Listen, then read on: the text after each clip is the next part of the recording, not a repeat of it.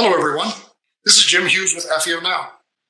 We are a program of retired intelligence officers and historian authors who write about them, who have great stories to tell. Today, we have a fascinating story by a historian who actually experienced, as a young man, some of those events.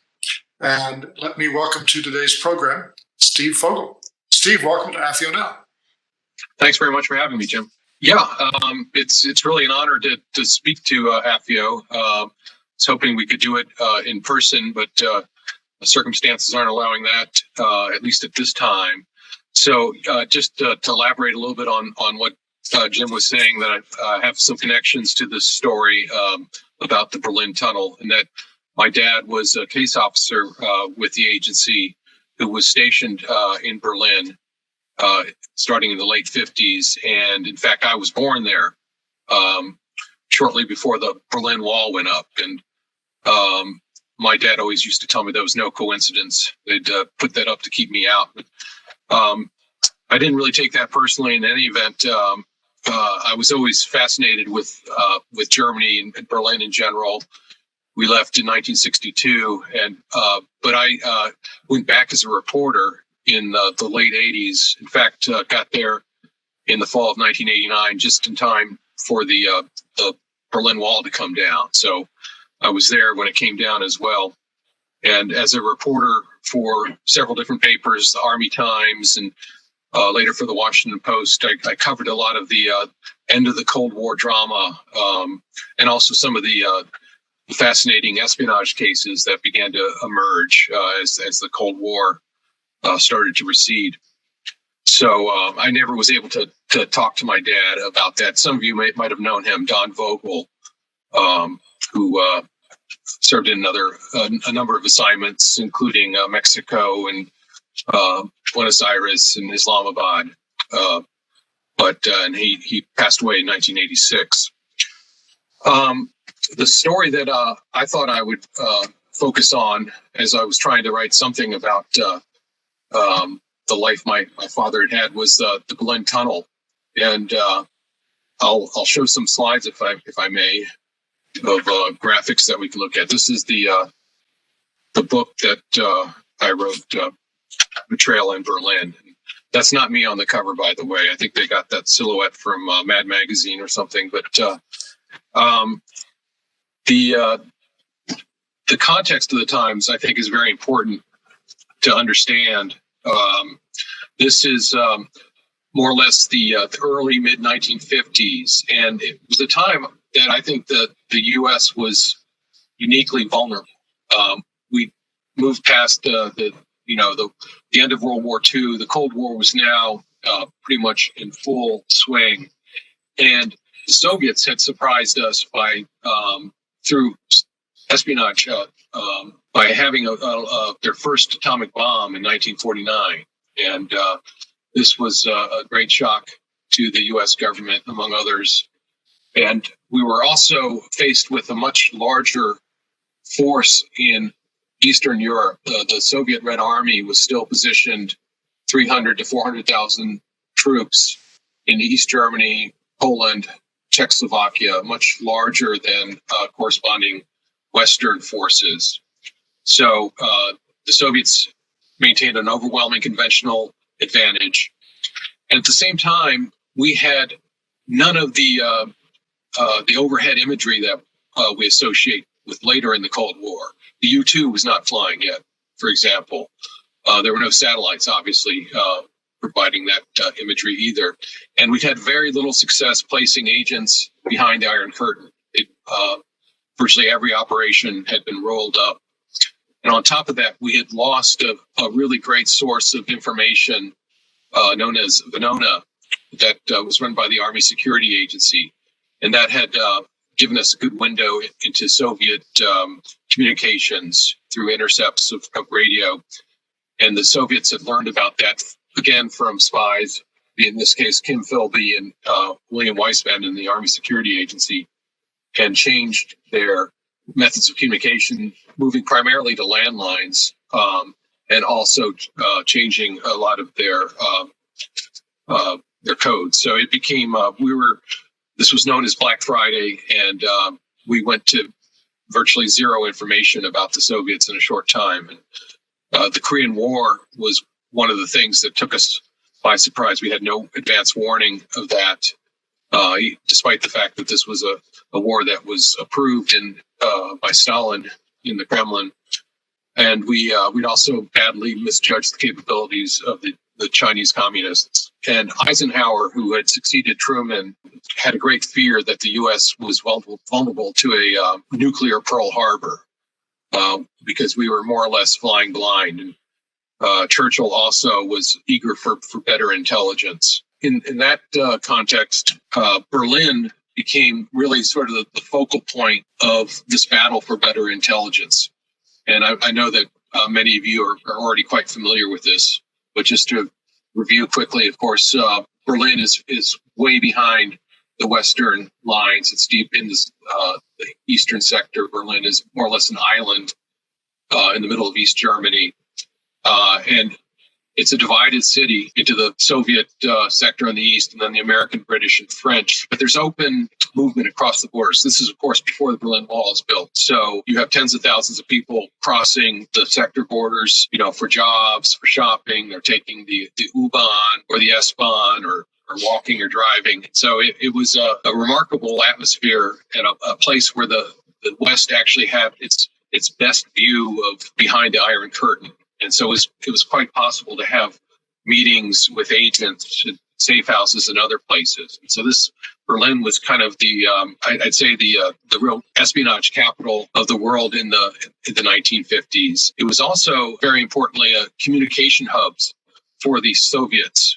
This followed the old imperial Kaiser type communication system that ran through Europe. Berlin being sort of the center of the hub, where all communication lines came into Berlin and then radiated out from there. So connections to Moscow or to Budapest, as well as to the West. You had, by virtue of all the important things happening there, you had a very large number of intelligence agencies working there from the East and the West. By some estimates, some 80 different, the Czechs, the Poles all had theirs, and the Americans, you had the military services and others operating their own intelligence operations. So there was, by some estimates, some 10,000 operatives working in Berlin at that time. And, there were also a ton of charlatans, running paper mills of fake intelligence. There was, a lot of goons. There was a real Wild West atmosphere, the Soviets would sometimes kidnap people who would try to defect to the West or people that were causing them trouble. This time, Bill Harvey enters the picture. He was, fascinating, very unlike many of the top CIA officers of the day, in that he was a former G-man from Indiana. And he he wasn't part of the Eastern establishment that seemed to dominate the CIA in those days. He had been quite successful during World War II as a Nazi hunter, helping to break up some of the Abwehr's spy rings in the United States, and also being involved in the very first focusing on Soviet intelligence as a threat as World War II winds down. He's part of a team that is trying to get a handle on Soviet intelligence operations in the United States. And he has this fantastic counterintelligence mind that could put seemingly disparate pieces of information together, and he could make connections. And was, also an astonishingly prodigious drinker, among other things. And he's carried guns with him everywhere. And he was a character for sure. And he is being sent to Berlin in 1952. He had worked with Frank Rowlett, who was the legends of code breaking in the United States. He'd helped devise the code breaking of the Japanese diplomatic communications during World War II. And he had a falling out at the newly created NSA and had come to the CIA. And both Harvey and Rowlett were frustrated with the lack of good intelligence that they were getting about the Soviets, and they agreed that they should figure out some way to target Soviet landlines. This idea didn't come entirely out of the blue. The Brits had been doing a very successful operation in Vienna. Peter Lunn, who was a SIS officer, had successfully dug some small tunnels in Vienna that had successfully tapped into Red Army communications that were running through that divided city. Now, these communication lines are pretty easy to reach because they went through the Western held territory in Vienna. So it was a small matter to dig a 6-foot tunnel and reach some of these communication lines. But Brits had thought, and the Americans agreed, that Berlin could provide a much larger trove because of the nature of the communications that were there. And the Soviet group of forces in Germany was headquartered near Berlin. And so there was a lot of good information that they thought might be available. And the other thing is that the Brits and Americans agreed to work together. For one thing, the Brits knew that a Berlin operation would be a lot more expensive than what they'd done in Vienna. The British were still in economically poor shape. They didn't have a lot of money to throw into espionage operations.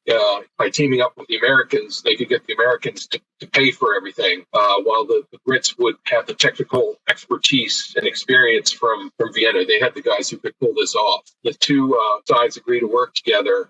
One disadvantage is that it brings George Blake into the picture. Of course, George Blake just died a couple of weeks ago as I'm speaking, and he's a key figure in this story, and I interviewed him about what happened here on the Berlin Tunnel. I'm not going to focus too much on Blake in this story, just because talking about Blake himself is I think an entire lecture in itself. So maybe at another time we could do that. In any event, George Blake had been working for the British Secret Intelligence Service in Korea, and he had been taken prisoner. And he was held after the North Koreans invaded. He was, put on a death march and held in captivity for 3 years. And sometime during that period, he flips. He decides he's going to spy for the KGB, and he returns in 1953. The photo on the right, to a hero's welcome, and he is given very little vetting upon his return, and is assigned to Section Y, SIS, and that is the very section that is going to be overseeing the British part of the tunnel operation. In the meantime, both sides, the U.S. and the Brits, move forward with trying to get more information about how to pull off this operation. These were a couple of the key figures in it. Alan Conway on the left was a communications officer for the agency, and he begins devising operations that the CIA can use to try to figure out where they can reach Soviet communication lines in Berlin. And Bill Harvey would choose as one of his key deputy on the Berlin Tunnel, Hugh Montgomery, who's on the right with his wife Anne Marie. Hugh, I'm sure many of you knew him, and this was the start of what would become a very remarkable 50-year plus career at the agency. In fact, Hugh was a great help to me in putting this book together. I interviewed him a number of times. He was basically Harvey's right-hand man on this operation. And what Hugh did was they were targeting the East German Ministry of Communications, and to try to find information about where the cables that controlled that Soviet communications were using, where they ran through East Berlin, which were the ones that were used by the high command, which ones carried the real traffic that would be of interest. And they recruited, workers like this old lady that Hugh called the little old lady in sneakers. And she kept all the records in these little index cards that she recorded, who's using what cables. And she would bring this information to Hugh at a safe house, and they would get all that. And based on this information, before too long, they were deciding that they could target 3 Soviet trunk cables that ran through Berlin. And there was a section down in the far southern part of Berlin, down around here, near the east Berlin village of Alklinika, near the American, it wasn't really a town, but a section known as Rudau, which where the cables that the Soviets were using ran within about a quarter mile of the sector border. That was one of the closest points that they came to the American sector border. So if they could reach the cables here, they could tap into lines that were connecting the Soviet headquarters in Wunsdorf back to Moscow, and of course also points across East Germany and Eastern Europe. This is the the place where they decide to launch the operation. Of course, they have to figure out what they're going to do with all the dirt that they're going to be removing to dig this tunnel. A quarter mile is a lot of dirt. And the idea they came up with was to build an army warehouse right near the sector border. You can see that this was mostly farm fields at that time with some scattered homes. So remoteness was also an attraction to this site. So the Army leased some land from a German farmer and built this odd-looking warehouse. The idea was they would, dig the tunnel and just store the fill inside the warehouse. They also decided as they moved along, they were kind of making stuff up as they went. They also decided that they would put these radar dishes, strange-looking antenna and so forth, on the roof because they needed to have an excuse to have a building like that there. And it would make sense to have a radar station there because the Soviets used the East German airfield at Schönefeld right outside of Berlin as their main base. So there was a lot of military aircraft flying in that area. So that was the plan. This dotted line shows the path that the tunnel would have to take to reach the 3 trunk cables running beneath an East German highway, Schönefeld to Schatzay. Now, digging a tunnel of this sort was going to be beyond the capabilities of the CIA. So they had to bring in a special Corps of Engineer team to do this. And these were the 2 officers, Captain Williamson on the left and Captain Keith Comstock on the right, basically overseeing a lot of the digging operation. That I interviewed them about the operation. These were some of the men who did the digging. They were basically brought together in 1954 and told that they were going to have to dig a tunnel in secret. They wouldn't know where it was, but it had to be done quietly. So they went out to train in New Mexico for a few months and used the type of equipment they'd have to be using to dig a tunnel quietly and in secret, which basically meant with shovels and lining the tunnel with steel liner and pushing it forward hydraulics as they dug. So they then had to carry all this equipment, ship it across the ocean to Bremerhaven, and then sneak it into Berlin on the night duty trains that ran every night from West Germany into Berlin. Keith Comstock told me that he was pretty sure, because he accompanied the train on one of these runs with 200 tons of equipment for a tunnel. He was pretty sure he was going to end up in a gulag, but they managed to get there safely. And then the digging begins, and this they launched the actual tunnel digging in the September of 1954. And because of it's about a 6-foot diameter tunnel. Because of the size, they could put about 3 or 4 guys at the front using little entrenching tools, little army shovels to dig, and then they're filling sandbags with the fill. They build this miniature wooden railroad with an electric forklift to pull carts of sandbags back to the warehouse where they're unloaded, or they're also use them to line the side of the tunnel as they move forward. And then you can see the steel liner that they're putting in place as they move forward. It's very loose soil, so they had to guard against cave-ins, and they were hoping to dig it fairly deep, like about 24 feet below the surface. But early on, they ran into water, which was a big problem. They weren't expecting it, but there was a perched water table there, so they had to dig pretty close to the surface, and they were quite concerned that the noise might be heard or that there would be settling at the surface that would give away the tunnel. So this complicated the operation. They also ran into a septic field that was a major problem as well. But they used some pumps to get that out and move forward slowly, about 11 feet a day. Now, of course, all this activity drew a lot of interest on the eastern side, and the East German VOPOs would train their glasses on the American warehouse and try to figure out what was going on. And they focused a lot of their attention. They were always looking up at the antennae, but they weren't looking down at the ground below them. So they had an observation post inside the warehouse. The GIs, whenever anybody came close to the site where the tunnel was being dug, they would flash on a red light in the tunnel, and all work would come to a halt. And then you also had a farmer farmer Nowak, whose land was being dug underneath. He was planting an orchard and potato fields, and they would have to stop whenever he was close. And I interviewed his daughter, and she recalled that he was sometimes he would hear some humming noise.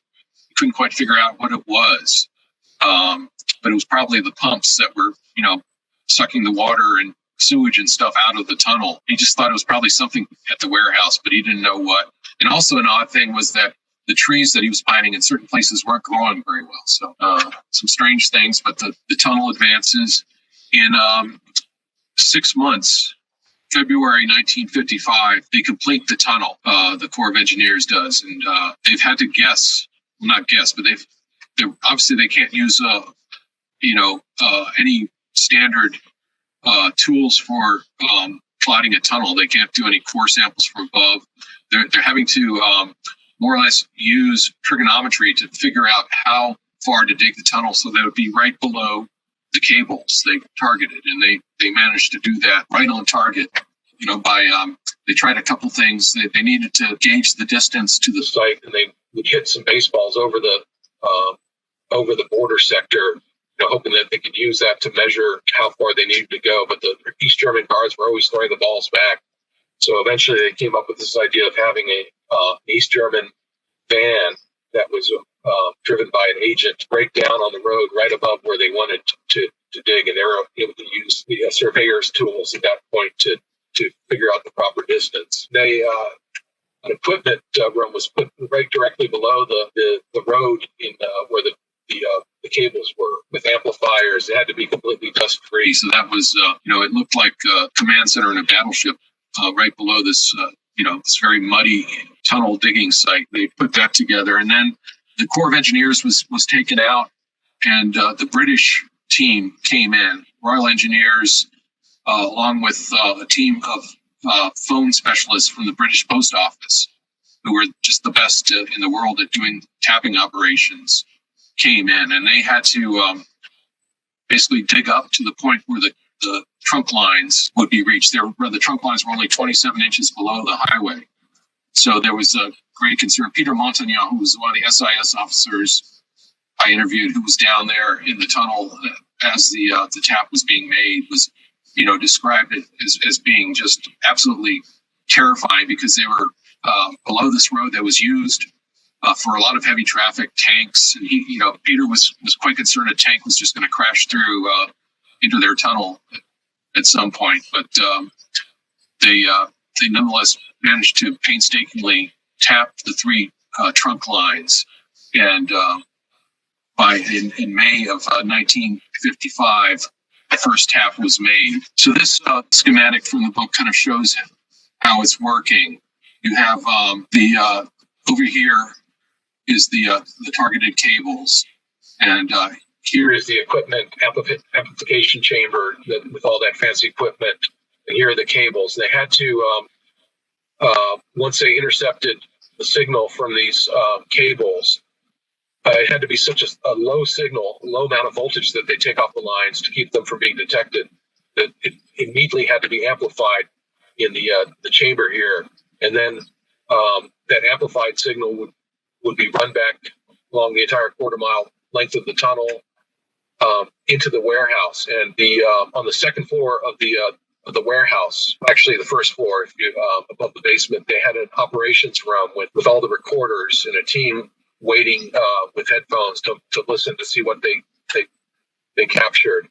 We also had the separate radar installation operating on the second floor loft. And most of the people working the electronic intelligence, these were signal soldiers, didn't know anything about the tunnel. They were kept completely compartmentalized. So they didn't know that there was a tunnel beneath this building. They knew there was something funny going on, but they weren't sure what. That's the setup. And this is back in the warehouse where the Ampex recorders are set up. They had about 150 of them. And I talked to one of the guys who was in the warehouse that night, the night they made the first tap, and he's there listening. A guy named Bill Romy. He was a CIA translator who spoke flawless German and Russian.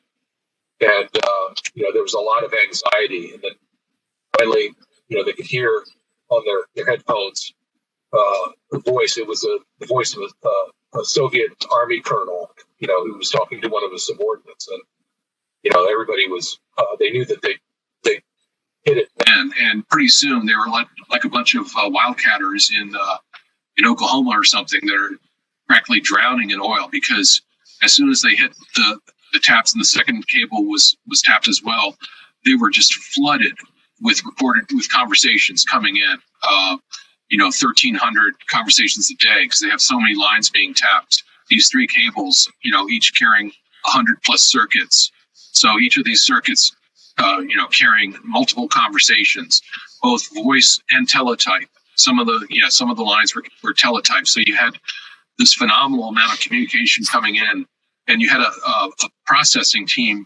forward processing team in the warehouse looking for any actionable intelligence, anything that they needed to know right away. One thing, any sign that the Soviets were suspicious about a tap, that was a big priority. But also they're looking for any signs of a Soviet mobilization for an attack. I mean, that was the big impetus for building this tunnel in the first place. So you had the 6-man team of Brits and Americans, and one of the guys who was brought in was this gentleman on the left. Eugene Craig. He was an army translator who'd been studying in Monterey at the language school. He was in the Russian language army choir at Monterey, and he got orders to mysteriously report to Berlin immediately. And so he finds himself, with headphones stuck on his head, and he's having to listen to all this Russians speaking very jargony type Russian, plus a lot of profanity that he hadn't learned in school. So he had to brush up on his profanity pretty quickly. So the tapes that are being recorded in the warehouse, they're being shipped back to London and to Washington. The voice tapes are going to the nice Chester Terrace facility on the right in central London, where hundreds of SIS employees, translators, transcribers, analysts are going through the material, 24 hours a day. The teletype information, they're not given quite as nice digs. They're sent down to one of the old temporary buildings that used to line the mall. It's known as T32, pretty close to the Lincoln Memorial, this decrepit old factory type building that was left over from World War One. And pretty soon the floors in this building were sagging because the weight of these tapes that they were going through was just phenomenal. There's just a phenomenal amount of information that's flooding into Washington and London, and it all has to be processed. That's quite an operation in itself. So some of the information that they're getting includes the phone lines being used by Marshal Grechko, who was the commander of the group of Soviet forces in Germany. He doesn't know his lines are tapped, and they're getting a lot of good information from him. In some ways, the more valuable information comes from the clerks at the logistical centers or at the different battalion headquarters spread around East Germany. That's where they kind of find out what's going on with the Soviet army logistically. If there are any movements, troop movements or equipment movements that are going on. The lines of the KGB chief in in Berlin, Yevgeny Petrovanov, was also being tapped. And initially, he's not aware of the tap. And I'm not going to go into all the discussion now of the intelligence that was gathered, but maybe we can talk about that during the question period. But in April of 1956, 11 months after the tunnel began operating, there was some heavy rains, and the Soviets staged a discovery of the lines because there were a lot of short circuits in the communication lines all across Berlin, and they made a huge splash of discovering the tunnel and brought in press from around the world for this quite a big propaganda show about what the American imperialists were up to in Berlin. And it was quite a sensation, probably the biggest spy story of the day until the shoot down of the U-2 over the Soviet Union a few years later. I mentioned, of course, that George Blake had had known about this from the start. It's quite a story of what the Soviets decided to do. And without going into all the details now, the KGB found itself in a big problem when they were alerted by Blake about the plans for this tunnel before it was even dug. Because if they did anything to stop this tunnel, Blake was one of only about a handful of British or American intelligence officers who knew about this operation. And his cover would have been blown in a heartbeat if they'd stopped it. And what happens is a very small circle of KGB leaders, including Ivan Serov, who was then the head of the KGB, decided not to do anything, not to inform the Red Army about it, and initially not even to tell the KGB headquarters in Berlin at Karlshorst about it, because of the value that they put on Blake. And so that's a quick rundown on what the book's about. I interviewed him in 1995. He had some interesting reflections on the tunnel. This is a piece of the tunnel here on the right that was pulled out when they were building an Autobahn after the fall of the Berlin Wall. A lot of people that I interviewed, unfortunately, are gone now. Hugh Montgomery and Dave Murphy, who was Harvey's number 2 in Berlin for a while. And also, he was the boss of my dad. My dad's in the middle there. Those were his 2 best friends, Ben Pepper and Gus Hathaway, who I think some of you might know them as well. They were all in Berlin together, and they formed a lifelong friendship. And I didn't start this project till they were all gone. Unfortunately, I never had a chance to talk to them, but definitely they were front and center in my mind as I worked on the book. So in any event, Jim, thank you for letting me show these slides, and ready to take your questions. Steve, that is a fascinating story, and it brings back a lot of memories. As Steve knows, I served in U.S. Army intelligence in Berlin in the late 60s during the latter portion of the Cold War. But boy, your descriptions just take me right back to Berlin. Despite the fact that senior officers in the KGB through Blake were aware of the tunnel even before it was built, can you give us some detail about the quality of intelligence that was produced during the period that the tunnel was operative? Yeah, it's interesting. They weren't so much looking for like the big aha secret as they were trying to fill out all the blank spaces that they had about the capabilities and the weapons, basically the order of battle of the Red Army forces that were based in Germany. So a lot of what they begin picking up are the locations of units they knew nothing about, new weapon systems that are being deployed, a new battle tank that is soon to be brought out, new locations of nuclear armed or bombers that could carry nuclear weapons that were being based in Poland and East Germany, because they're also intercepting KGB communications, not KGB communications directly back to Moscow, because those were on protected overhead lines, but all the KGB stations around East Germany, and also very critically the GRU, Soviet military intelligence. All these communications are being intercepted. So they learn a lot about some operations that are underway, and also about the GRU and KGB trade craft. One of the important things that they picked up information about was the uranium, East German uranium mine at Bismuth, which was the key source of uranium for the Soviet nuclear program. And the KGB had an office down there, and they were able to intercept their calls back to Berlin. And from that, they got a much better sense of the capabilities of the grade of uranium that they were getting there. That causes them to sort of reassess their assessments of what Soviet capabilities might be in terms of how many megaton weapons they could make. The key thing, another key thing they picked up was Khrushchev's secret speech takes place during the time of the tunnel. This is when, in 1956, February of 56, at the 20th Party Congress, when Khrushchev denounces Stalin. Some of the communication that they were picking up was from Marshal Grechko, who attended the speech.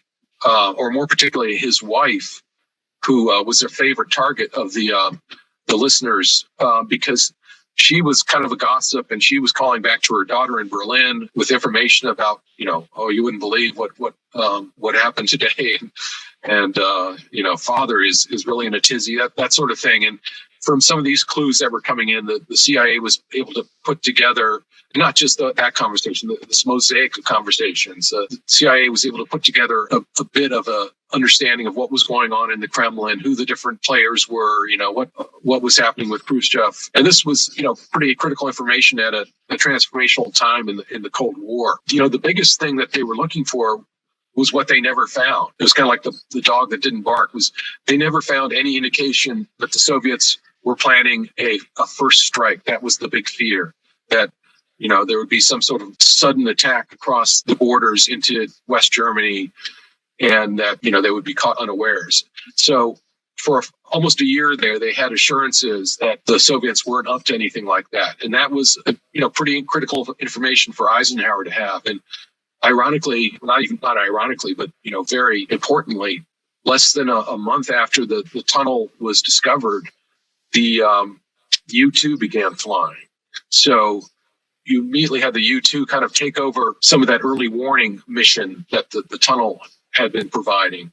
Now, it's a different type of information because it's obviously you're not getting intent that you can get from phone calls, but it was still extremely valuable. They also had the Russian GRU officer, Pyotr Popov, who was providing information to the CIA at this time. And they were able to triangulate a lot of the information that Popov was getting with the tunnel intelligence. And on top of that, then once they had the U-2 flying, they were able to keep pretty good tabs on what the Soviets were up to. Well, Steve, this has been quite an experience. I really want to thank you for bringing this story to our listeners, the story of your father, of the men and women of Berlin Station, CIA, NSA, British SIS. It really is a great story of early espionage during the Cold War. Thanks very much for coming on today. We definitely want to get you back to tell the George Blake story, because I realize that that's an interesting story in itself. So we hope to see you again real soon. Yeah, that would be a great honor. I'd love to do it, Jim. Hope we all stay well in the meantime. Thanks again. Thank you.